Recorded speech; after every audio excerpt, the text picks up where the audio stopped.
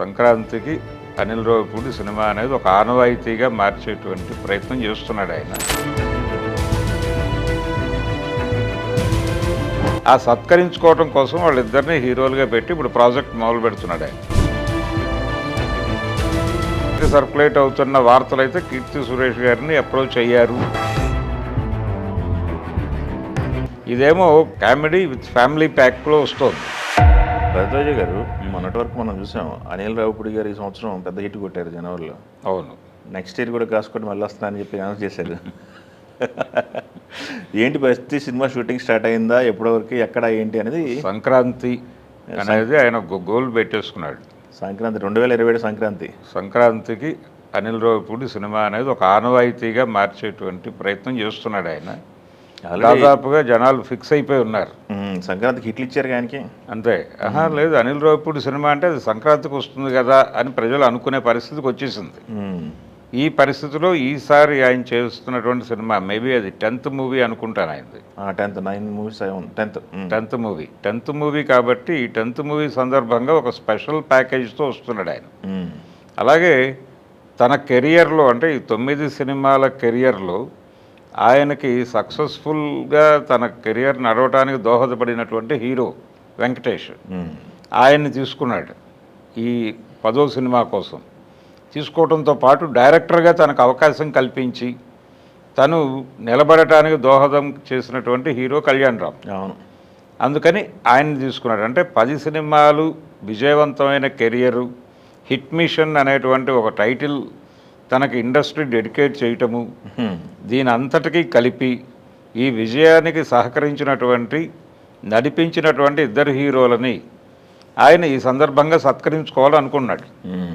ఆ సత్కరించుకోవడం కోసం వాళ్ళిద్దరిని హీరోలుగా పెట్టి ఇప్పుడు ప్రాజెక్ట్ మొదలు పెడుతున్నాడు. వాళ్ళకి సంబంధించినటువంటి క్యారెక్టర్లు నెక్స్ట్ లెవెల్లో ఉంటాయి. డిజైన్ చేసుకోవడం ఆయన బాధ్యత. ఇప్పుడు మొన్నటి వరకు ఆయన చేసిన సినిమాలన్నీ ఒక పరిస్థితి అయితే ఈ సినిమా మీద తనకి తానే ఒక రెస్పాన్సిబిలిటీ పెట్టేసుకున్నాడు ఆయన. ఈ పెట్టేసుకున్న రెస్పాన్సిబిలిటీ మేరకు ఆ 2 క్యారెక్టర్లలోనూ విపరీతమైనటువంటి తనదైన పద్ధతిలో ఒక ఫన్ని జనరేట్ చేసే పద్ధతిలో క్యారెక్టర్లు నడుపుతాడు. వెంకటేష్ గారికి ఎలాగూ ఈ మిషన్లో పడి ఆయన అలవాటు పడిపోయి ఉన్నాడు. కళ్యాణ్ రామ్ గారు మధ్యలో గ్యాప్ వచ్చింది. ఇప్పుడు మళ్ళీ ఈ ట్రాక్లోకి, ఈ లైన్లోకి రావడం ద్వారా మళ్ళీ తన ఎనర్జీ పిక్ చేసుకుని ముందుకెళ్తాడు.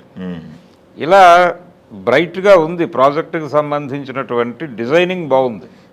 కథకు సంబంధించి, లైన్కి సంబంధించి ఒక డిస్కషన్ అయింది. బావమరుదుల స్టోరీ అని చెప్పేసి. అదే బావమరుదులు ఏదో అంటే ఒక రిలేషన్ లింక్ చేస్తాడు ఆయన. అదే లింక్ చేస్తాడు. అది ఎక్కడో చోట ప్రపంచం ముందుకు పట్టుకొస్తాడు. ఫ్యామిలీ రిలేషన్లో ఉండే బంధాలను పట్టుకుంటాడు ఆయన. అదే బంధాలు పట్టుకోవడంతో పాటు దాన్ని ఎక్కడో చోట ఓపెనింగ్ చేస్తాడు. ఏదో పాటో ఏదో రిలీజ్ చేస్తాడు త్వరలో.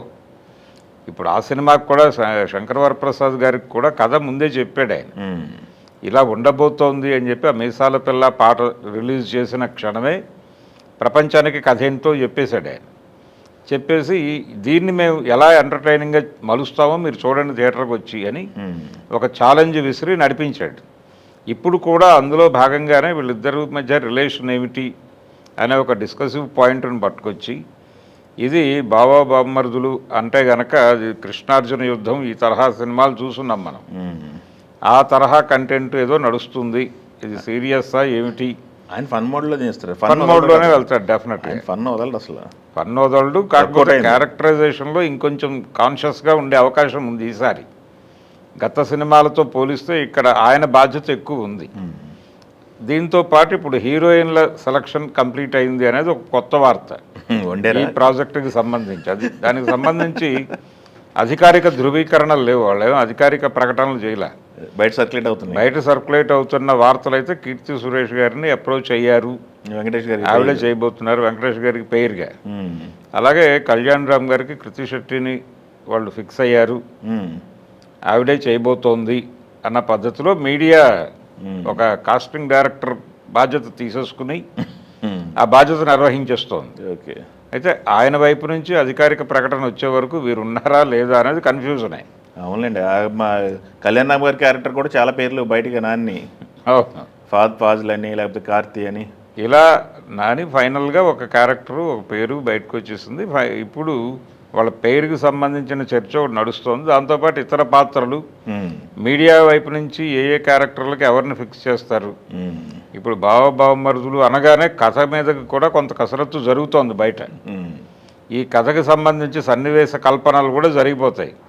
అంటే ఆయన పర్టికులర్గా ఒక ప్రెస్ మీట్లో అన్నాడు, అంటే మీరు చెప్పండి, నేను పాయింట్ చెప్పాను కదా, మీరు మీ ధోరణిలో మీరు కథ చెప్పండి, అది నేను సినిమాలో వాడేసుకుంటాను కూడా అని చెప్పి ఆయన మీడియాని ఎంకరేజ్ చేశాడు. ఉమ్, ఆ ఎంకరేజ్మెంట్ ఇప్పుడు స్వీకరించి ఉమ్, ఈ కథకి సంబంధించి ఏ ఏ అంశాలు వీళ్ళు రాసుకెళ్తున్నారో చూసి ఈ ఎమోషన్స్ని మనం క్యారీ చేస్తున్నావా లేదా అనేది చూసుకుంటాడు ఆయన. ఓకే.